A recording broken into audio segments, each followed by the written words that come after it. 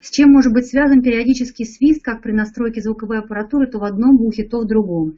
Это те, кто вас создал, есть такое мнение, есть такие авторы Секлитова и Стрельникова. Они писали в своих книгах, что те, кто вас создал, считывают цифровые параметры. Потому что, если, может быть, вы не знаете, но каждую секунду идет запись того, что вы делаете вот здесь, на планете. И если Бог не вмешивается в сию секунду, если вы, допустим, кого-то обманули или у кого-то что-то украли, то не значит, что он этого не видит. То есть человек – это сложнейшая система.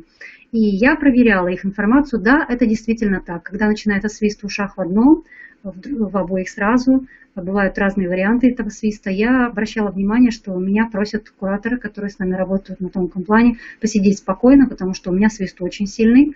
Посидеть спокойно, потому что в этот момент, в эти доли секунды, идет важная работа, о которой они не сочли нужным мне рассказать. Они сказали: развивайся, путешествуй внутри себя, и ты поймешь, в связи с чем и для чего это происходит. Я пока еще не разобралась, но я точно знаю, что идет считывание каких-то параметров, потому что вот меня просили все, и всегда просят посидеть спокойно несколько секунд. Григорий, добавишь что-то?